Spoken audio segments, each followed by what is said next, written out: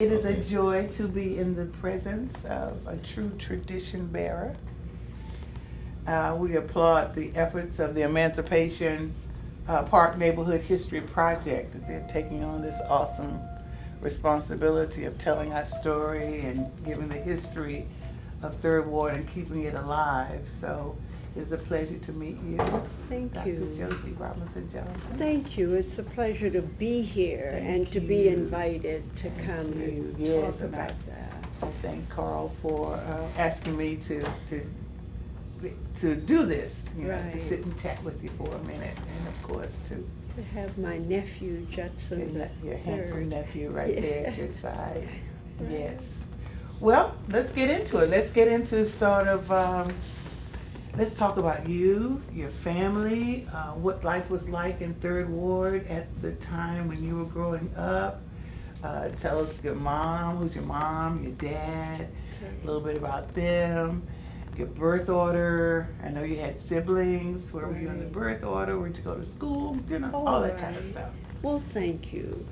Yeah, I was born in San Antonio, Texas in 1930, October 7th, 1930. And then when I was 2 months old, my family moved from San Antonio to Houston. My dad worked for the Southern Pacific Railroad, and at that time, the railroad station was moving into the Houston area as its main starting and stopping location. And so Dad thought that it was a lot cheaper and better for him to be in Houston rather than San Antonio. So we left San Antonio, as I said, when I was 2 months old, and moved here to Houston. My grandmother, my maternal grandmother, was in San Antonio at the time. She then became the San Antonio connection. She had a drugstore in San Antonio, and her husband's brother had a drugstore in San Antonio on the east side of town. They were on the west side, my grandmother and her A.K. Leonard's drugstore. So they were on the west side of San Antonio. And that is a place that we went regularly to visit my grandmother and to serve in her store. I'm the firstborn of three. I'm Josie, number 3 in our family. My brother Judson Jr., named for my father, Judson W. Robinson Sr., and my baby brother, James Stewart Robinson, who is named for my mother's brother, my Uncle James Stewart. My brother Jim was named for him. And we all lived in Houston. In those early days, we lived on a street called Rusk, R-U-S-K, and that was in the lower section of Third Ward. It might have even been called Second Ward at that time. I think it was. Second Ward. And it was a small community of black people with one small grocery store. Well, it was not a grocery, but it was kind of a utility store where you could go. And I remember my friends and I going to buy candy and gum and articles like that. So we lived in that neighborhood. And my father wanted to be a lawyer. He graduated from Purview College in 1926, and my mother from Purview in 1929. So Dad wanted to become a lawyer, and as you know, in 1926, there were no beyond college years for black people to go. And my dad could not afford to go outside of Texas, so he studied then business got his degree from Purview in business, and my mother in education and social work. So the two of them were able to get engaged in the kinds of things that they wanted and had hoped for. My father had always been very active from the time he graduated from college and forward, involved in the Urban League and NAACP, and helped. My father's job on the railroad was, he was a dining car waiter, and he helped organize the waiters and created a waiters union and became president of it. And as a girl, I remember watching my father on the times that he was home from his work on the railroad, organizing, telephoning, calling. My brothers and I would go to the office with my father in the 4th Ward, small black business community, and sit in his office while he did telephoning, organizing the dining car waiters, being engaged in the YMCA, helping to organize that, and of course being committed to the work of the Urban League and the NAACP. My mother became very involved in care of children. So when she graduated from Purview, her time was spent more with being what they called then a stay-at-home mom. So she spent, and we were very blessed to have her spend time with us, my brothers and me, and other work that she did in Houston. My mother, as a girl, became very ill with rheumatic fever when she was a teenager, and it damaged her heart. So she had a very damaged heart growing up in her teen years and young adult years, and it continued. We, my brothers and I, became very conscious of heart disease because my mother survived severe heart attacks often. And at that time, the medication she received helped her overcome those moments when we thought we were losing her. But she continued, you know, the tradition of black people and black women working, and that's what she did. So Well, I grew up in that environment. You come from good stock, it's That's obvious, right. yes. And I think how important, what a visionary your father was. Yes. To, at a time when there weren't a lot of opportunities for black people, to decide to move his family to a city where the railroad was really one of the major commerces, That's a right. major source of commerce. That was pretty smart of him. And then thought- to not only come, but to organize. You know, I was at a diversity event here in the city, and the mayor mentioned the fact that there's a locomotive on the city seal because the railroads were so important Yes. to Houston's economy. Right. And to see that he saw that, he had that vision as a young man Exactly. in the 20s Yes. to move his family here, I think that's pretty impressive. Exactly. And I can see that's where your civil duty, your civil activities probably began, to see him calling people and organizing it. Yes. Because I see it in my notes that he organized the sleeping car porters and waiters union. That's right, the Yes. Sleeping Car Diners Union. Diners A. Union. Philip Randolph A. Philip did Randolph, the sleeping yes, car. yes, And yes. so they were partners in the effort. So Dad was dining car, A. Philip was sleeping car. Sleeping car, So yes. it was that parallel interest. Yes. and in organizing. Yes. And that was a pretty important position too. That was a Absolutely. good job for a black man. Oh, absolutely. A very good job. And that's sort of what we have in common too, because my dad worked on the railroad. He wasn't. He didn't work on the steam. He was a brakeman, what they call a brakeman. Yes. So the railroad was very important too in the development of our family. Darling, the railroad system was Yes. very important to black men people, yes. because that was the time as your family and mine could not get other jobs, even though they had college training. Railroad became the source.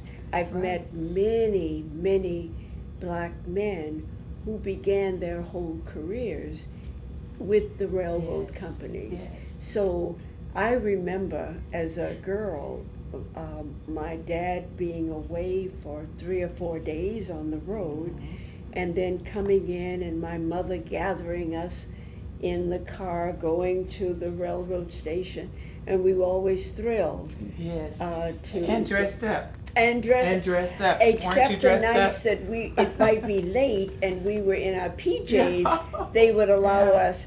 But I can remember we were always very excited that Daddy was coming. Yes, yes. And we always had plans. We were going to always drive from Houston to Galveston. And so we'd say, Dad, are we going to Galveston? And he would say, oh, sure. Knowing clearly that we would be sound asleep before we got out of the city. But his attitude was always very accommodating and loving, and we didn't even think about the fact that he would be tired and ready to go home and rest, but he would say, oh sure, and start off driving, knowing clearly that he could welcome us, but we wouldn't get there because we'd fall asleep. Yeah. Right. Yeah. He sounds like a great man. He was, Judson Sr.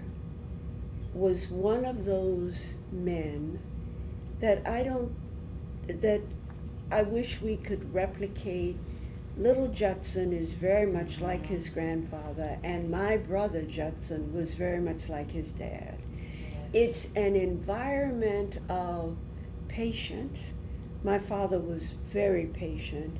I never heard him raise his voice. Wow. Nor ever use a word that was inappropriate for anything around us or other adults or in the community. My father I can remember as a girl, trying to spell a word. And you go to your dad and say, how do you spell X? And Dad would say, go to the dictionary. Right. And I'm sure your family did the Yes, same thing. Yes. And you had a dictionary And in you the house had a too. dictionary. Yes. And I would say, but I don't know how to spell it.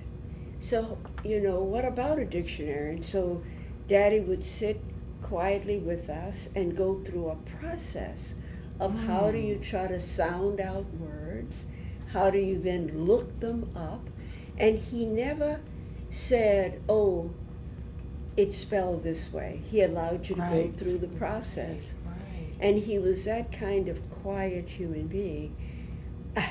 Other things too, when he was on the road and when he'd come home and Mother cooking, getting ready for us to come in, and my brothers and I are out playing in the yard, and she would call us to dinner.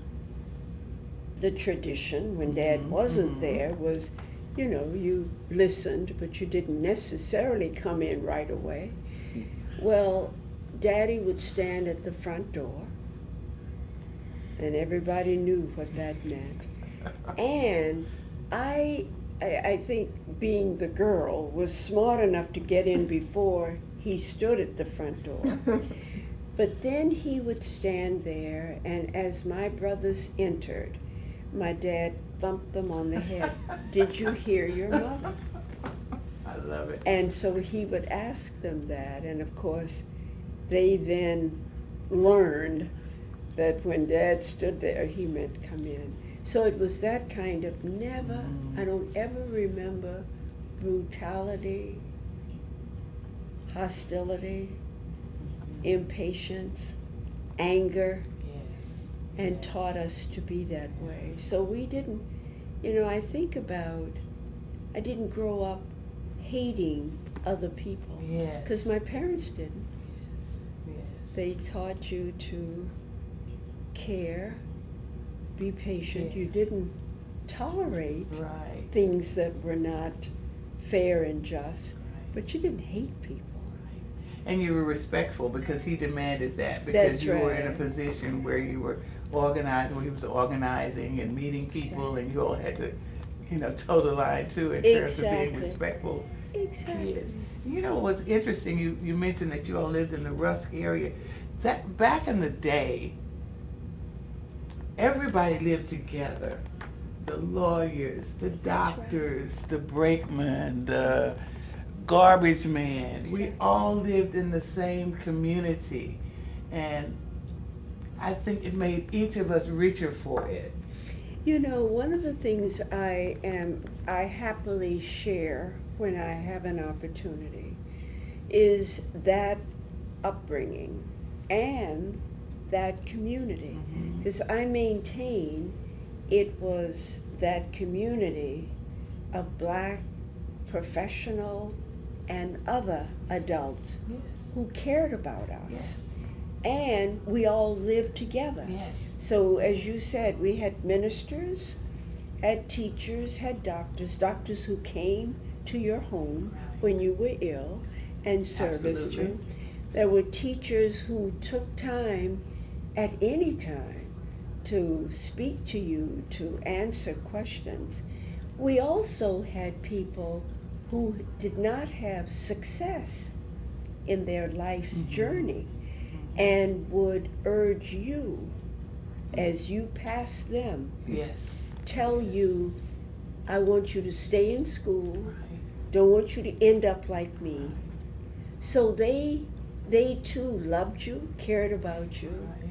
and taught you what it meant to be a person of some value.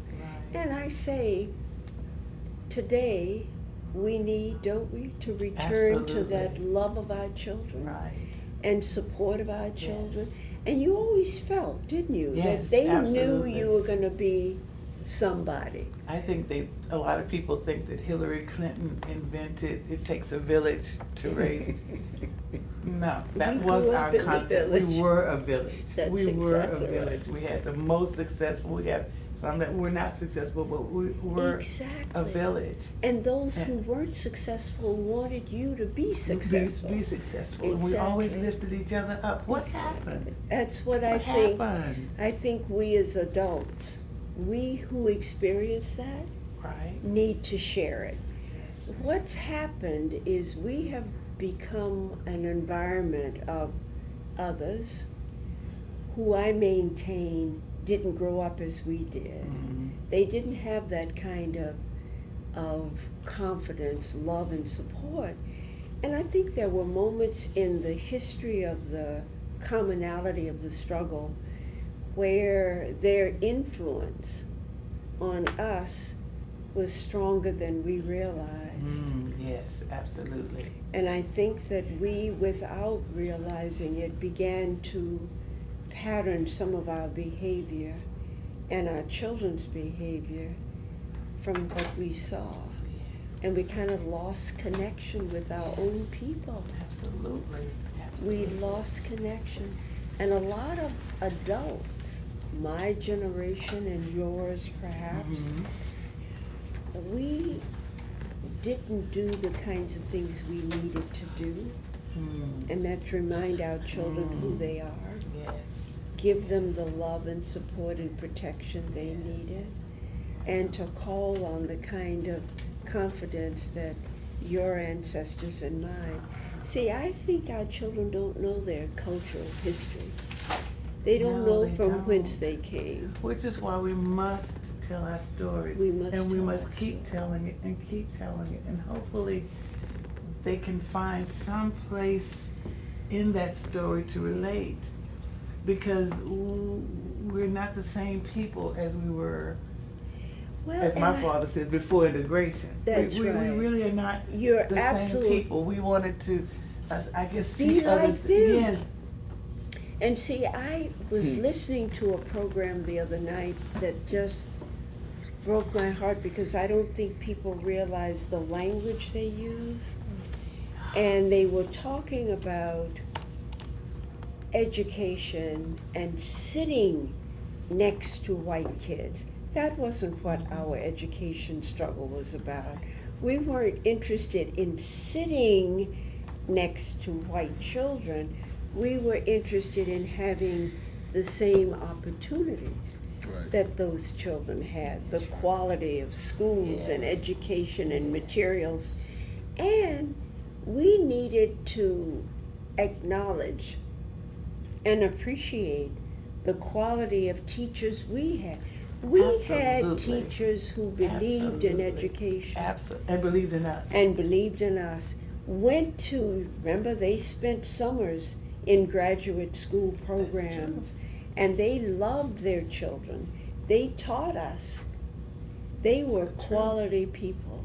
And I think that many lost that.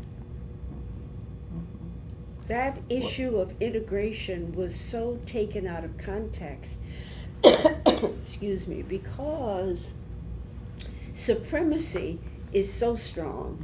And remember, when our ancestors were abused the way they were during slavery, I maintain slave owners had to justify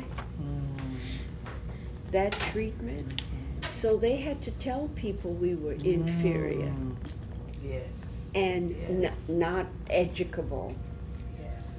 Coming from an extremely rich culture of West Africa, of so many cultural expressions and language, and the slave masters didn't know our people's language and what they Right. were saying to each other, or the customs that they followed. Didn't know that.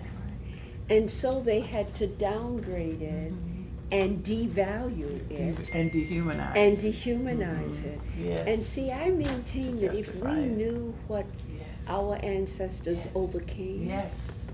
Yes. our children would not kill each Yes. other.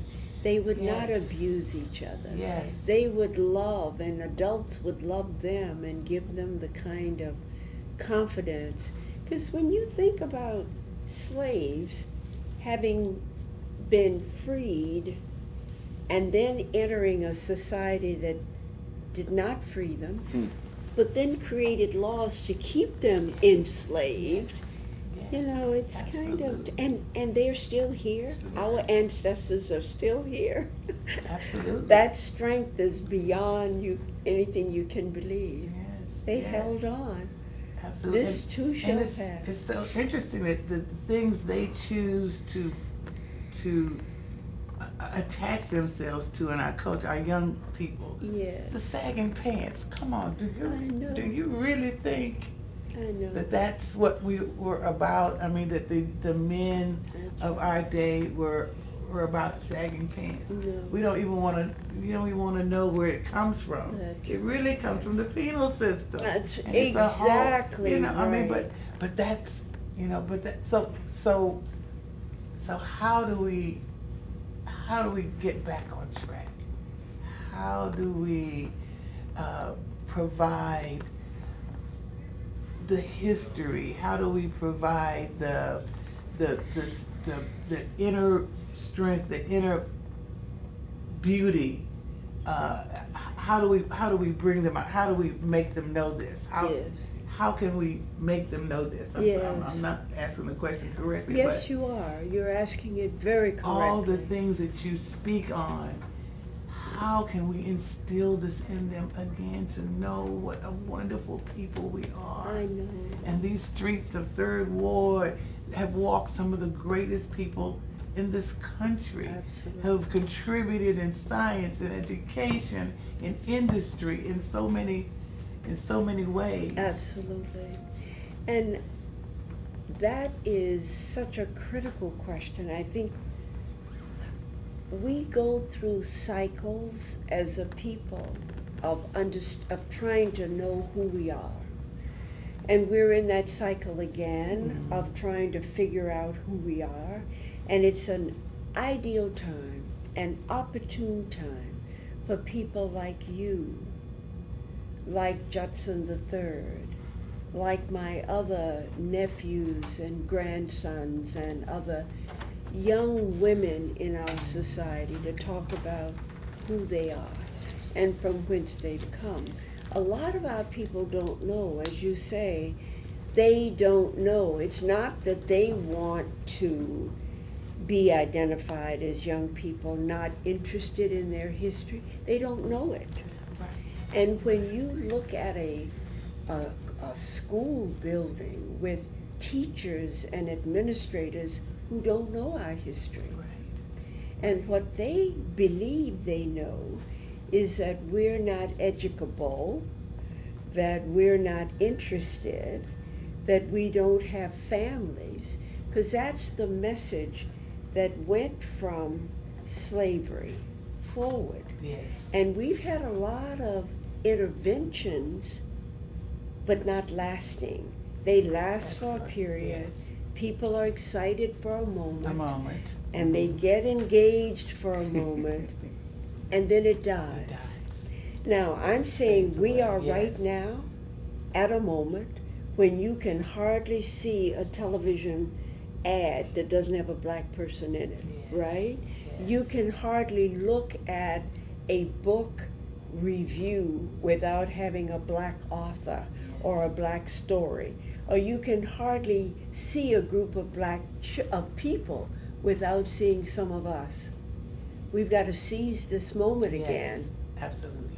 And we've got to not just be happy that white folks are acknowledging us, but we've got to be engaged in this struggle. Tell the story. Yes. Our Keep children telling don't the know story, from yes. whence they've come. Yes. Don't know And how feel strong. the pride. Feel the pride. Do you realize what we come from, what we've overcome? We've just gotten the signal that we're gonna wrap things up. But let's talk a little bit about you. How you you've just recently written a book. Yes. You have some very successful children. I know that education is very important. You are at the University of Minnesota. Yes. I Yes. have retired from there. Okay, but I understand that a fellowship was named after you. I mean, so Yes. you're quite accomplished. Well, I'm very Not blessed. just in Texas. I'm blessed. Yes. I grew up And in. a blessing. Thank you. And a blessing. I grew up in a family of people who appreciated education and Yes. loved themselves and us as a people. And I grew up in a community of people who loved black children and cared about them. I mean, we had doctors who urged you to go to school, go to college, come back. Our family doctor said, I want you to I went to Fisk University, where so many of our outstanding black scholars and Yes. educators learned, and they urged us. Our family doctor said to me, I want you to go to Fisk, I want you to major in medicine, I want you to go to Meharry, come back and manage my practice. Can you imagine that? Yes. And we believed that. Yes. And ministers who blessed you every day, and your neighbors who cared about you. And as I said, the brothers and sisters who were less fortunate, urging you to stay on the job. Of course, yes. Do what your ancestors have trained you to do. Do the right thing. Yes. Protect your people, love your children. We have more today, my sister, than we've ever had about loving our children, caressing them, Yes. because there is a movement there, I think we can all remember, real strong movement to separate us from our children.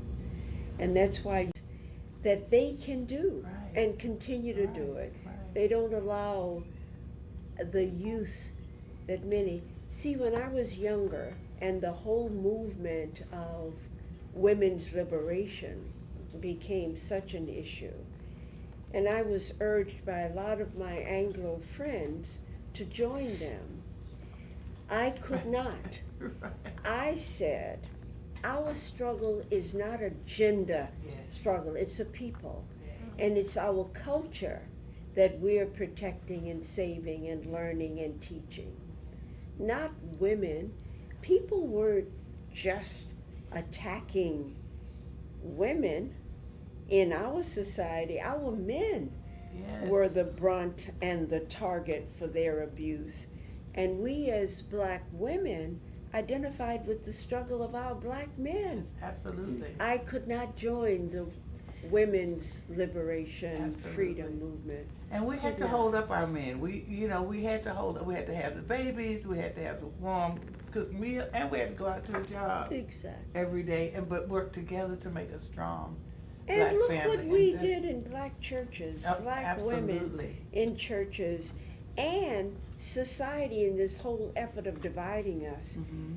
paying more attention to black women, giving us opportunities, Well, and there's denying our men. there's an old expression, and I don't know if this is politically, it probably is politically incorrect, but the freest people in the world are a white man and a black woman. Is that right? Yeah. For many reasons. I mean, Yeah. if you think about, it was a black woman that was given the opportunities a lot more than the men were, and I have my whole theory about that too. Yes. A black man and a white man, and Yes. the And that's the jealousies history. or the things that real or imagined that makes them competitors. But that's another story. for Our another children day. need to know the history. They do, right, absolutely. And it's up to us, my sister, yes. and brothers and others to tell the story. Yes. And yes, I'm very blessed with a family of successful adults. Yes. Tell And us I about think- your family. Tell us about you. I think it means Very a successful lot. daughters. Yes, my eldest daughter died in Ethiopia with Yes. Congressman Mickey Leland. Yes. And they were there on a mission of hunger and treatment of women and children.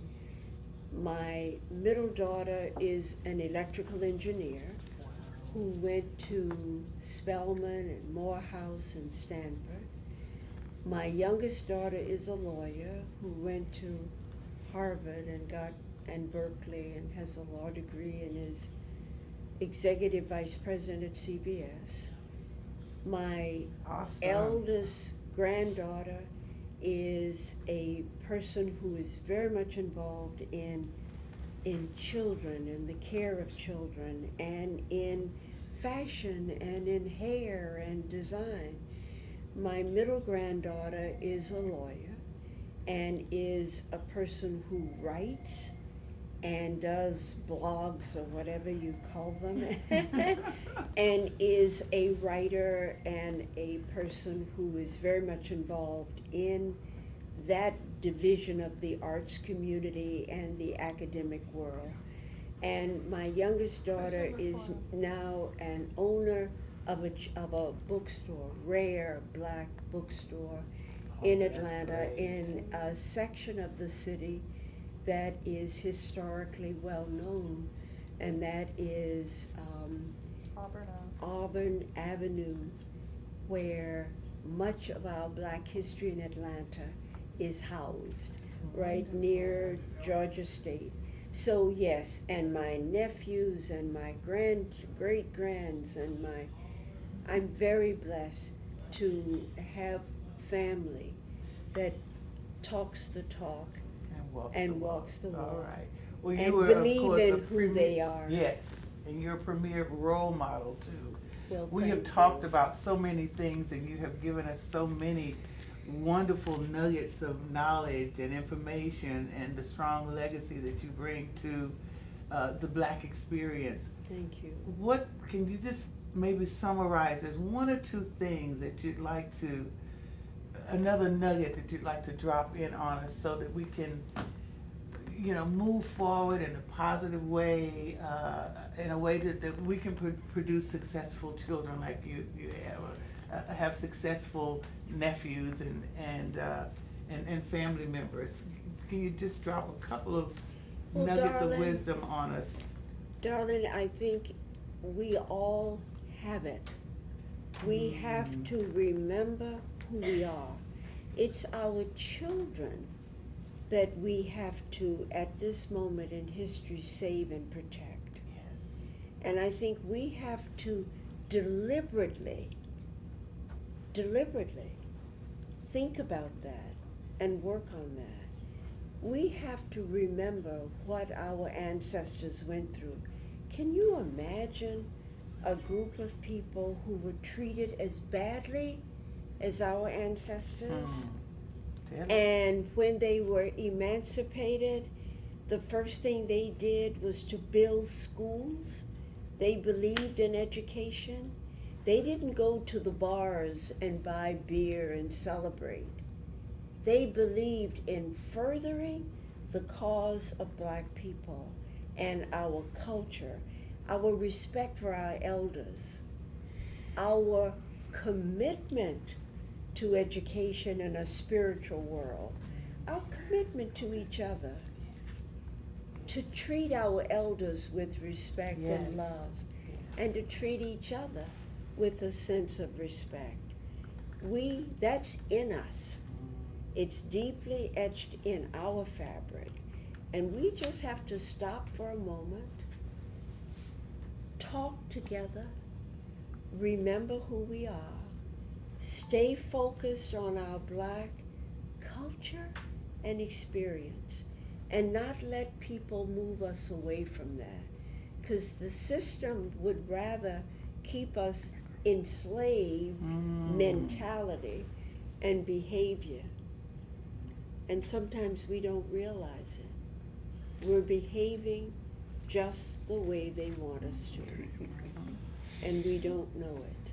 We're trying to look like them. I mean, yes, absolutely. Yeah. And think of the influence that we have. Look at how. Look at how they appropriate us. Exactly. But yet they still they still have us, in a position of less than. I have a very dear friend that I remember. He said, as a people, we are very creative, imaginative, producers. Yes. And we bring out, because it's such a natural part of who we are, we don't recognize that genius. So we bring our things, we lay them out in a smorgasbord. White people know quality and value. Come on. They come along, Come on. they pick the things they want, leave the others, and because we don't recognize our own genius, That's right. we come along and pick what they've left of the Right. stuff we've left. Or they'll put their name on it and call it, That's right. class or famous or a label or And that's a because brand. they don't Yeah, know. absolutely. Our people don't Absolutely. know their own Oh, genius, Yes. and yes, we've got to tell them. Yes. We have to tell our son Yes. he comes from great culture Yes. and great heritage, And it's great all right ancestry. Yes. We've got to do it. Well, It's our responsibility. It's my nephew, it's my daughter, it's my granddaughter. Yes. It's all of these. They It's the know village. it. They It's the know their Let's get village. back to a village. They Yes. know it, Absolutely. and they've got to tell it. And Absolutely. you and I must tell it. Your generation has to tell it. My generation is dying out, darling. There aren't many of us left. But you are such a treasure. Oh, We're thank so you. glad that you are with us to share I'm happy to. just so much, and your spirit is so beautiful too, and Thank you. that's also something that emanates from our talking together, and that I will take with me. I wish Thank you you. much success. Thank you I very wish you God's much. blessings, and you keep on telling the story. Thank you. You're wonderful. You keep on asking the questions. Excellent. You keep finding the people you need to hear from. Yes. Put them out there. Excellent. So thank you very much for inviting me. Thank Appreciate it. All right. So are we through? Okay. Tissue. Tissue. Tissue all around. Oh my Dab, God. dab, dab, dab. Beautiful. Thank you. Thank you, darling. Jill, that was fantastic. Photo. It's